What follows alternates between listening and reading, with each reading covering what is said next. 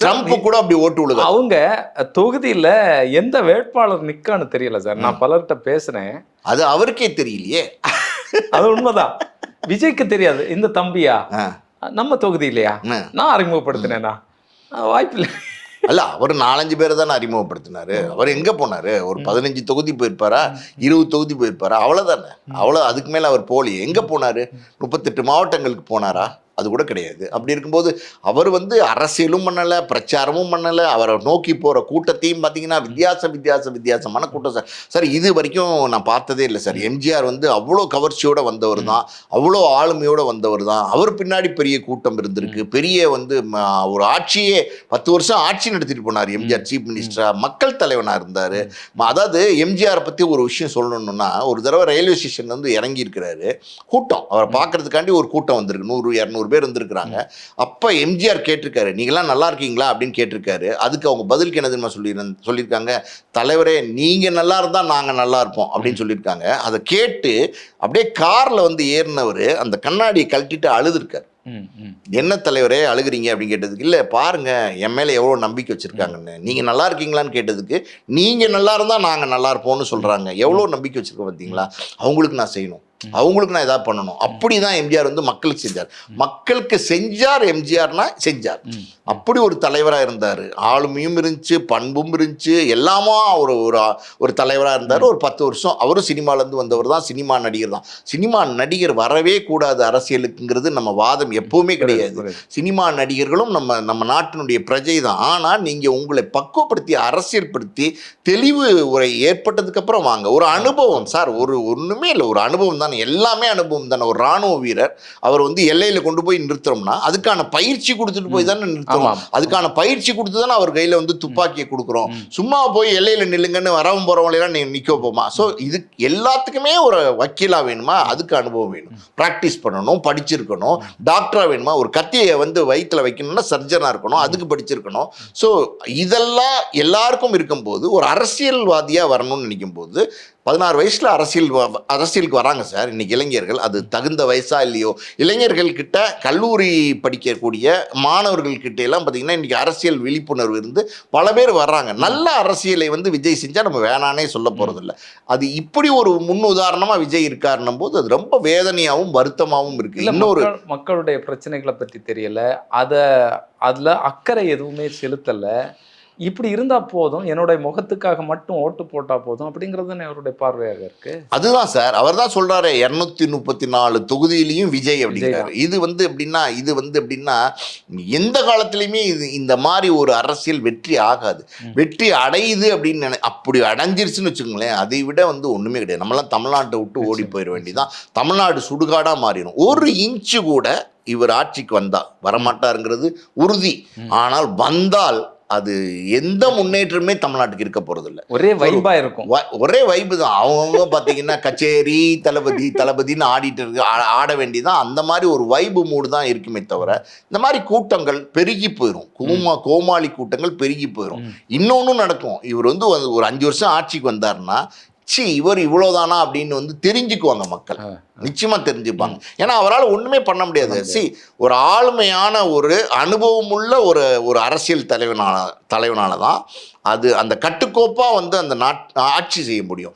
அது அந்த தகுதி இருக்கா அப்படின்னா அந்த தகுதி இல்லைங்கிறது தான் இங்க வருத்தமான விஷயம். அது உங்களுக்கு இல்லை அப்படின்னும் போது நீங்க பார்க்குற விஷயங்கள் உங்களுக்கு தெரியாமலாம் இல்லை. உங்கள் பின்னாடி ஓடி வராங்கல்ல, உங்கள் பின்னாடி பைக்கில் ஓடி வராங்க, உங்களுக்காண்டி மரணிக்கிறாங்க, உங்களுக்காண்டி உயிரை கொடுக்குறாங்க. இப்போ கூட பாருங்க, இந்த திருச்செந்தூரில் ஏதோ பேட்டரி காரோ எதுலையோ ஏறி ஹோட்டல் வரைக்கும் என்னமோ போகிறாரு. அது போகும்போது பார்த்தீங்கன்னா அந்த கார் அப்படி போகும்போதே அப்படியே ஓடிக்கிட்டே செல்ஃபி எடுத்துகிட்டு வராங்க. ஒரு 50 பேர் அப்படியே 50 இளைஞர்கள் செல்ஃபி எடுத்துகிட்டே ஓடி வராங்க, காரோட ஓடி வராங்க.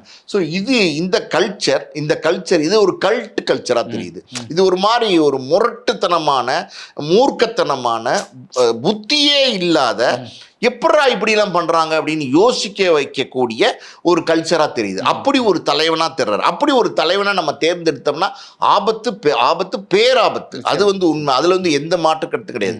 நீங்க பாத்தீங்கன்னா ஒரு 88 வயசு பாட்டிகிட்ட போய் கேளுங்களேன், நான் விஜய்க்கு போட்டேன் அப்படிங்குது. அந்த பாட்டி அது ஏன் போட்டுச்சு, எதுக்கு போட்டுச்சுன்னு தெரியல.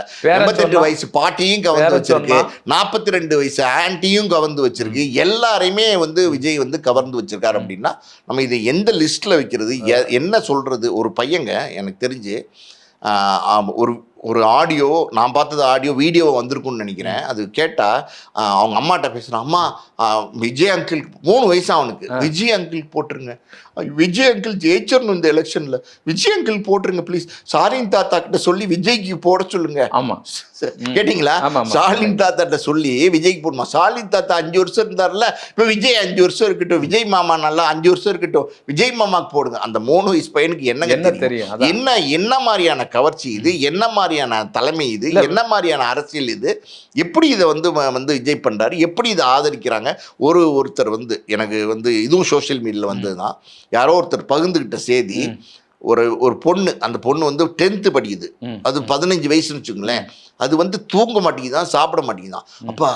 அப்பா விஜய் அண்ணா ஜெயிச்சிருவாராப்பா, அப்பா விஜய் அண்ணா ஜெயிச்சிருவார்லப்பா, அப்பா ஜெயிச்சிருவார்லப்பா, அப்பா ஜெயிச்சிருவாரப்பா, இப்படியே கேட்டுக்கிட்டே இருக்கான். கிட்டத்தட்ட வந்து செல்போன் பார்த்துட்டு நிறைய பேர் அடிக்ட் ஆகிறாங்களா, அந்த மாதிரி ஒரு அடிக்ஷன் ஆகி, அப்பா ஜெயிச்சிருவாரப்பா, விஜய் அண்ணா வந்துருவார்ல சீஃப் மினிஸ்டரா, அடுத்து விஜய் அண்ணா தானே சீஃப் மினிஸ்டர், இப்படி கேட்டுட்டு இருக்கான். அந்த தகப்பன் போட்டிருக்கிற பதிவு என்ன தெரியுமா?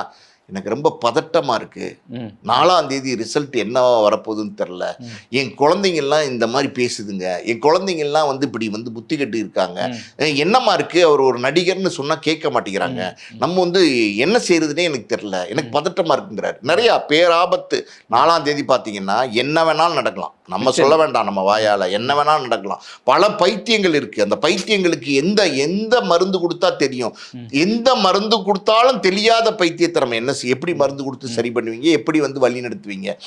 நிச்சயமா சார். இது ஒரு விஷயம் நான் சொல்லிடுறேன், இந்த சினிமா கவர்ச்சி இருக்கு பார்த்தீங்களா, அதை நம்ம போகிறோம், நம்ம சினிமா கவர்ச்சியோட பின்னாடி சினிமாவில் நடிக்கிற ஹீரோ அவனை வந்து நம்ம தலைவனாக நினைக்கிறோம் அப்படின்னா அதை விட அபத்தம் எதுவுமே கிடையாது சார். அது வந்து நம்ம வந்து இப்போ விஜய் வந்துட்டார் அப்படின்னு நம்ம குற்றம் சொல்கிறோம்ல, அதே நேரத்தில் நம்ம வந்து நம்மளுடைய ஜென்ரேஷன்ஸை வந்து நம்ம சரியாக எஜுகேட் பண்ணலை, நம்ம சரியாக வந்து அவங்களுக்கு படிப்பறிவு கொடுக்கலையோ. தமிழ்நாடு எல்லாத்துலேயும் சிறந்த மாநிலம், படிப்புலேருந்து கல்வியிலேருந்து எல்லாத்துலேயும் சிறந்த மாநிலம், ஒரு ஆகச்சிறந்த மாநிலமாக இருக்குது. அப்படிப்பட்ட மாநிலம், அந்த மாநிலத்தில் இப்படி வந்து நடக்குது அப்படின்னும் போது நம்ம இன்னும் என்ன பீகார் மாதிரியான ஒரு சூழ்நிலையில் தான் நம்ம இருக்கோமா, அங்கே கூட இப்படி நடக்குமா அப்படின்னா ஆச்சரியம் தான். ஸோ அந்த மாதிரி வந்து யூபி பீகார் அந்த மாதிரி நம்ம இருக்கிறோமா, இன்னும் வந்து பின்தங்கி இருக்கிறோமா?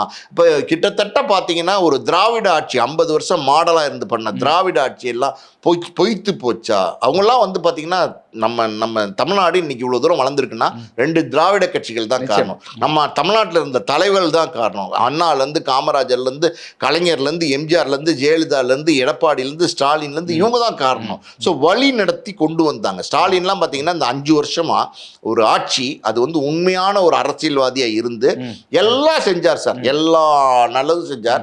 ஆனால் அதை வந்து இன்னைக்கு வந்து கொண்டாட முடியாத மனநிலையில் நம்ம இன்னைக்கு இருக்கோம். அடுத்து என்ன வரப்போகுது, அவர் தான் ஆட்சிக்கு வர போறாரா, இல்ல இந்த கல்ட் பீப்புள் வந்து ஆட்சிக்கு வர போறாங்களா அப்படிங்கிற ஒரு பதட்டம் ஒரு மக்களுக்கு. அதாவது இவங்க எப்படி ஓட்டு போட்டாங்க, ஏன் ஓட்டு போட்டாங்க, எதுக்கு ஓட்டு போட்டாங்க, யாரை கேட்டாலும் டிவிக்கே, யாரை கேட்டாலும் விஜய். என்ன சும்மா ஒரு பொண்ணு சொல்லுது, அதையும் நான் கேட்டேன், என்ன சொல்லுதுமா, ஒரு ரிக்ஷாக்காரன் வந்து 4 பொண்டாட்டி வச்சிருக்கான், ஒரு மூட்டை தூக்குறவன் வந்து 2 பொண்டாட்டி வச்சிருக்கான், ஏன் வச்சுக்கூடாதா? ஒரு சாதாரண வந்து குப்பை பொறுக்கிற பொம்பளை வந்து 4 புருஷன் வச்சிருக்கான். இது என்ன கல்ச்சர், இது என்ன ஒரு வரம்? நம்ம வந்து இந்திய நாட்டில் இதை நம்மளுடைய திருமணம் பந்தம் இந்த ஒரு பாரம்பரியத்தை நம்ம கடைபிடிக்கிறோம், ஒழுக்கத்தை நம்ம கடைபிடிக்கிறோம், எல்லாத்துலேயும் நம்ம நாடு வந்து சிறந்த. மற்றவங்க வெளிநாட்டுக்காரங்க வந்து நம்ம நாட்டை பார்த்துட்டு நம்ம உணவுலேருந்து நம்மளுடைய பழக்க வழக்கங்கள்லேருந்து நம்மளுடைய திருமண முறையிலேருந்து ஒழுக்கமான வளர்ப்புலேருந்து படிப்புலேருந்து எல்லாத்தையும் பார்த்து ரசிக்கிறாங்க, பாராட்டிட்டு போகிறாங்க. அப்படி இருக்கிற ஒரு நாட்டில் இப்படி வந்து எப்படி பேசுகிறாங்க, இப்படி எப்படி பேச முடியுது? தவறான வார்த்தைகள் சார், கெட்ட வார்த்தைகளை பெண்கள் பயன்படுத்துறாங்க. ஸோ இது எல்லாமே எப்படின்னா ஒரு சொல்லுவாங்க, சாதாரணமாக சொல்லுவாங்க, நீங்கள் முட்டாள்களோட பழகுனீங்கன்னா உங்களை வந்து அப்படி நினைச்சு பஜ்ஜி போட்டுருவாங்க. உண்மைதான் சார். இது வந்து நான் சொல்லலை, அப்படிதான் இன்னைக்கு அப்படிதான் நடந்துகிட்டு இருக்கு. இன்னைக்கு அப்படித்தான் நடந்துகிட்டு இருக்கு. இப்படி ஒரு கூட்டம் எப்படி உள்ள வந்துச்சு, இப்படி ஒரு கூட்டம் எப்படி அரசியலுக்குள்ள வந்துச்சு, இப்படி ஒரு கூட்டம் எப்படி நாட்டை ஆளணுங்கிற எண்ணம் இந்த கூட்டத்துக்கு எப்படி வந்துச்சு, இந்த கூட்டத்துக்கு தலைவனா இருக்கிறவருக்கு அப்படி எண்ணம் வந்துச்சு, இந்த கூட்டத்தினுடைய தலைவன் எல்லாத்தையும் பார்த்துட்டு இருக்காருல, வழி நடத்தலாம்ல, முறைப்படுத்தலாம்ல, அரசியல் படுத்தலாம்ல, எதுவுமே பண்ணல. இது இது இது மாதிரியான ஒரு அரசியல் நான் இது வரைக்கும் பார்த்ததில்லை சார். இது வந்து நான் உண்மையாலுமே பார்த்ததில்லை. இது வேதனையா இருக்கு. ஒரு பக்கம் பார்த்தீங்கன்னா 4ஆம் தேதியை நினைச்சா அது என்ன ரிசல்ட் வரும்னு யாராலையுமே சொல்ல முடியாது. ஜனநாயக நாடு, மக்கள் தீர்ப்பே மகேசன் தீர்ப்பு. மக்கள் என்ன தீர்ப்பு போய் எடுத்திருக்காங்கன்னு நமக்கு தெரியாது. 1000 வந்து அனலைசேஷன் வந்துட்டு இருக்கு. இது இப்படிதான், அது அவங்க தான், ஓட்டா மாறாது, பர்சன்டேஜ் வரும் எல்லாம் சொல்றாங்க. இது வந்து ஆட்சி, இது சீட்டா மாறாதுலாம் சொல்றாங்க. இருந்தாலும் 4ஆம் தேதிங்கிறது எல்லாருக்கும் கலக்கத்தை கொடுக்கக்கூடிய ஒரு தேதியா மாறும். அதாவது இன்னைக்கு இருக்கிற அரசியல்வாதிகளுக்கே, ஆல்ரெடி அரசியல் களத்தில் இருக்கிறவங்களுக்கே, முதிர்ந்த அரசியல்வாதிகளுக்கே, அதாவது சினிமா இல்லை அரசியலில் வந்து புலனாய்வு பண்ணி அரசியலை வந்து பல தேர்தல்களை பார்த்து அதை வந்து கணித்தவங்களுக்கே இன்னைக்கு கணிக்க முடியல. இன்னைக்கு திணறாங்க, தடுமாறுறாங்க. ஏன்னா அப்படி ஒரு கூட்டம் உள்ள வந்துருச்சு, அப்படி ஒரு தலைமை உள்ள வந்துருச்சு. அது என்னவா இருக்க போகுது, அது என்னவா மாறப்போகுது, ஒருவேளை அவங்க கையில ஆட்சி போயிருமோ. ஏன்னா யாரை கேட்டாலும் நீங்க வந்து டிவி கேட்குறான், யாரை கேட்டாலும் வந்து விஜய்ங்கிறான். ஒரு 30 வயசு பையனை கேட்டீங்கனாலும் அதான் சொல்றான், ஒரு 40 வயசு ஆளை கேட்டாலும் அதான் சொல்றான், ஒரு பேங்க் எம்ப்ளாயி கேட்டா அவன் சொல்றான், ஒரு டாக்டர் கேட்டா அவன் சொல்றான், ஐடி பீப்புள் கேட்டா சொல்றான். இன்னும் வேதனையான விஷயம் சொல்லவா சார், சிறுபான்மையினர், அதாவது வந்து இஸ்லாமிய மதத்தை சார்ந்த பெண்கள், குறிப்பா பெண்கள் அதிகப்படியா விஜய்க்கு வந்து ஓட்டு போட்டுருக்காங்க. போடவே மாட்டாங்க. அப்படிப்பட்ட ஒரு குரூப்பை சேர்ந்தவங்க. அவங்க வந்து எப்படின்னா அந்த மத சார்பு இல்லாத ஒரு கட்சி தான் வரணும் நம்மளுடைய தலைமையா நினைக்கக்கூடிய ஒரு குரூப்பு. அதுல பெண்கள் வந்து கவரப்பட்டு அது வந்து விஜய்க்கு ஓட்டு போட்டிருக்காங்கன்னு ஒரு தகவல் வந்து வருது. ஸோ இதெல்லாம் கேட்கும்போது இது எப்படி நடக்குது, இது மேஜிக்கா, இது என்ன, இது எப்படி நடந்தது, இது எப்படி நடக்குது, இது ஆரம்பத்திலே இந்த கூட்டம் வந்தப்பே இந்த கூட்டத்தில் வந்து கோமாளி கூட்டம்னு சொன்னாங்க, அணில் குஞ்சுகள் சொன்னாங்க, விர்ச்சுவல் வாரியர்ஸ் சொன்னாங்க, பல பேர் சொன்னா கூட இப்போ இந்த தேர்தல் நெருங்க சார், இந்த பதட்டம் வந்து மக்கள்கிட்டையுமே வந்து தொத்திக்க ஆரம்பிச்சிச்சு. இது ஆபத்து, பயங்கரமான ஆபத்து.